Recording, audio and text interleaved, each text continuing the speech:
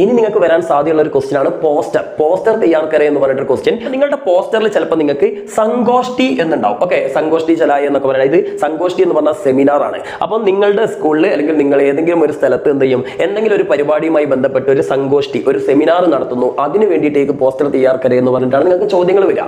അപ്പോൾ എന്തായാലും ഇവിടെ വന്നിട്ടുള്ള എന്താണെന്ന് വിചാരിച്ചാൽ വിശ്വ മാനവതാ ദിവസ്, അതായത് ലോക മനുഷ്യ സ്നേഹ ദിനം അല്ലെങ്കിൽ മാനവീയ ദിനം എന്ന് പറഞ്ഞിട്ട് ഒരു ദിവസമുണ്ട്. ഓഗസ്റ്റ് 19 അപ്പോൾ ആ ഓഗസ്റ്റ് 19 വിശ്വ മാനവതാ ദിവസ് എന്ന് പറഞ്ഞിട്ടുള്ള ദിവസം ആചരിക്കുന്നു. അപ്പോൾ അതിന് വേണ്ടിയിട്ടൊരു സങ്കോഷ്ടി, ഒരു സെമിനാർ നടത്തുകയാണ്. ആ സെമിനാറിന് വേണ്ടിയിട്ട് ഒരു പോസ്റ്റർ തയ്യാറാക്കാനാണ് നിങ്ങളോട് ആവശ്യപ്പെട്ടിരിക്കുന്നത്. ഇതൊരു തവണ പരീക്ഷയ്ക്ക് വന്നിട്ടുള്ള ചോദ്യമാണ്, അതുകൊണ്ടാണ് ഞാൻ ഇതന്നെ എടുത്തത്.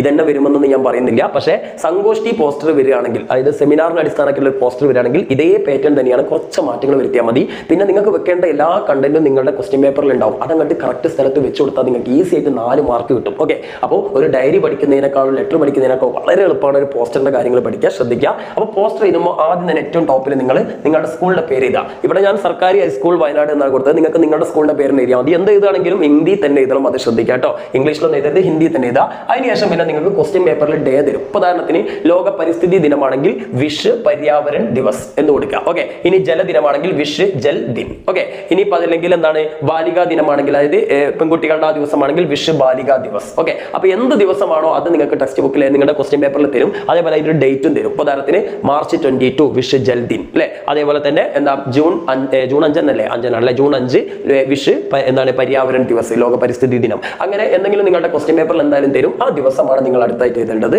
ദെൻ അതിനുശേഷം പിന്നെ നമ്മുടെ പ്രധാന ടൈറ്റിലാണ്. അപ്പോൾ ടൈറ്റിൽ വെക്കേണ്ട ഹെഡിങ്ങും നിങ്ങളുടെ എന്ത് ചെയ്യും, ക്വസ്റ്റ്യൻ പേപ്പറിൽ തന്നെ തരും. എന്ത് ടൈറ്റിലെ ക്യാപ്ഷനാണ് നിങ്ങൾ കൊടുക്കേണ്ടത്. ഇപ്പോൾ ഇവിടെ അന്നത്തെ ക്വസ്റ്റ്യൻ പേപ്പറിൽ കൊടുത്ത ക്യാപ്ഷൻ ആണ് മാനവ് ബനെ മാനവതാക്കോ ബനായ രഖെ. ഓക്കെ, അപ്പോൾ ഈ ഒരു ഹെഡിങ് ഇതേപോലെ തന്നെ നിങ്ങൾക്ക് ചിലപ്പോൾ എന്തെങ്കിലും ജലസംരക്ഷണമാണെങ്കിൽ ജൽഹേ തോ കൽഹേ എന്നൊക്കെ പറഞ്ഞിട്ട് എന്തെങ്കിലുമൊക്കെ ഡയലോഗ് നിങ്ങൾ ക്വസ്റ്റ്യൻ പേപ്പറിൽ തരും.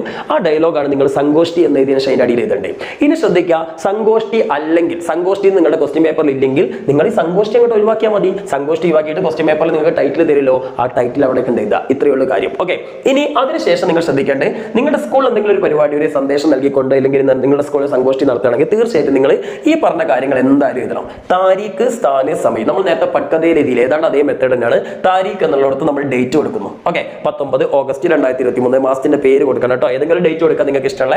ദെൻ സ്ഥാന് സ്കൂൾ സഭാഗ്രഹെന്നോ അല്ലെങ്കിൽ സഭാഭവനോ ഇനി അല്ലെങ്കിൽ ഓഡിറ്റോറിയമോ എങ്ങനെ വേണമെങ്കിൽ നിങ്ങൾക്ക് കൊടുക്കാം. അപ്പോൾ സ്കൂൾ ഓഡിറ്റോറിയമോ സ്കൂൾ സഭാഗ്രഹെന്നോ സ്കൂൾ അല്ലെങ്കിൽ സഭാഭവനോ, ഇവിടെ സഭാഗ്രഹെന്നോ കൊടുത്ത് ഇതെല്ലാം അങ്ങോട്ട് കോപ്പി ചെയ്താൽ മതി. ഇനി അടുത്ത് എന്താ സമയമാണ്. ഞാൻ നേരത്തെ നമ്മൾ പട്കതയെ പറഞ്ഞ തന്നെ സബേരെ 10 ബജെ എന്നോ ഏതെങ്കിലും ഒരു സമയം, സ്കൂളിലെ പരിപാടി നടക്കുന്നത് അങ്ങനെ ഒരു സമയം കൊടുക്കാം. ഓക്കെ, ദെൻ അടുത്തത് ഉദ്ഘാടനമായിട്ട് ഉദ്ഘാടനം എന്നാണ് ഉദ്ഘാടനത്തിന് പറയാം. അപ്പോൾ ഉദ്ഘാടനത്തിന് ഒരാളെ, ഏതെങ്കിലും ഒരാളുടെ പേര്, ഞാൻ ഇവിടെ ഡോക്ടർ പി ലീലാകുമാരി എന്ന് കൊടുക്കുന്നത്, നീ തന്നെ വേണം ഇതന്നെ കൊടുക്കൽ എന്തെങ്കിലും. ഈ നമ്മുടെ ഇതിന് യോജിച്ചിട്ടുള്ള ഒരു എന്ത് ചെയ്യുക, ഡെസിഗ്നേഷൻ കൊടുക്കും. ഇനി ഡെസിഗ്നേഷൻ കൊടുത്തില്ലെങ്കിലും കുഴപ്പമില്ല. ഇവിടെ ഞാൻ പര്യാവൻ വിധ എന്ന് കൊടുത്തിട്ടുണ്ട്, അതായത് പരിസ്ഥിതി പ്രവർത്തക എന്ന് കൊടുത്തിട്ടുണ്ട്.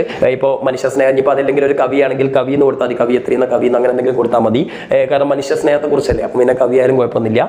അപ്പോൾ അങ്ങനെ എന്തെങ്കിലും ഒരാളുടെ ഡെസിഗ്നേഷൻ കൊടുക്കുക. പിന്നെ അതിനുശേഷം സബ്കാ സ്വാഗത് എന്ന് കുറച്ച് വലുതായിട്ട് എല്ലാവരെയും സ്വാഗതം ചെയ്യുന്നു ഇതാ. അതിനടിയിലായിട്ട് ഹിന്ദി വിഭാഗം, നമ്മൾ ക്ലബ്ബുകളൊക്കെ ഇതുവരെ ഇംഗ്ലീഷ് ക്ലബ്ബ് എന്നൊക്കെ അതേമാതിരി ഹിന്ദി വിഭാഗം നിർത്തിയിട്ട് നിങ്ങളുടെ ഇവിടെ കൊടുത്ത സ്കൂളിന്റെ പേര് തന്നെ ഇവിടെയും കൊടുക്കുക. ഓക്കെ, ഇനി അതല്ല ചിലപ്പോൾ ക്വസ്റ്റ്യൻ പേപ്പറിൽ തന്നെ ആരാണ് നടത്തുന്നത്, ഏത് വിഭാഗമാണ് നടത്തുന്നതെന്ന് തന്നിട്ടുണ്ടെങ്കിൽ അതുകൂടെ എഴുതിയാലും മതി. ഓക്കെ, അപ്പോൾ എന്തായാലും ഇത്ര എഴുതി കഴിഞ്ഞാൽ മക്കളെ പോസ്റ്ററായി. ഇനി സന്ദേശമാണ്. ചിലപ്പോൾ സന്ദേശത്തെ ജലസംരക്ഷണത്തെ കുറിച്ച് സന്ദേശത്തെ പോസ്റ്റർ തയ്യാറാക്കുക. ഇങ്ങനെ സന്ദേശത്തിന്റെ പോസ്റ്ററാണ് വരുന്നതെങ്കിൽ നിങ്ങൾ ഈ പറഞ്ഞ സാധനങ്ങളൊന്നും എഴുതേണ്ട ആവശ്യമില്ല. പകരം നിങ്ങൾക്ക് എന്ത് ചെയ്താൽ ഈ ഒരു ക്യാപ്ഷൻ കൊടുക്കുക. ഇതേമാതിരി എന്ത് ചെയ്യുക, സ്കൂളിന്റെ പേര് കൊടുക്കുക, അല്ലെങ്കിൽ സ്കൂളിന്റെ പേര് കൊടുത്തില്ലെങ്കിലും കുഴപ്പമില്ല, നല്ലൊരു ക്യാപ്ഷൻ കൊടുക്കുന്നു, എന്നിട്ട് നല്ലൊരു ചിത്രം വരയ്ക്കുന്നു. ഓക്കെ, നല്ലൊരു ചിത്രം വരയ്ക്കുക. പിന്നെ താഴെ ആരാണ് അതിന്റെ സന്ദേശം കൊടുക്കുന്നത് വേണമെങ്കിൽ എഴുതാം. ഞാൻ എഴുതിയില്ലെങ്കിലും കുഴപ്പമില്ല. അപ്പോൾ സന്ദേശത്തിന്റെ പോസ്റ്റർ ആണെങ്കിൽ ചിത്രത്തിലാണ് ഇമ്പോർട്ടന്റ്. പിന്നെ ബാക്കി കണ്ടന്റുകളൊക്കെ നിങ്ങൾ ക്വസ്റ്റ്യൻ പേപ്പറിൽ തരും. ആ ക്വസ്റ്റ്യൻ പേപ്പറിലെ കണ്ടന്റുകളൊക്കെ നല്ല ഭംഗിയിൽ അവതരിപ്പിച്ചാൽ മതി.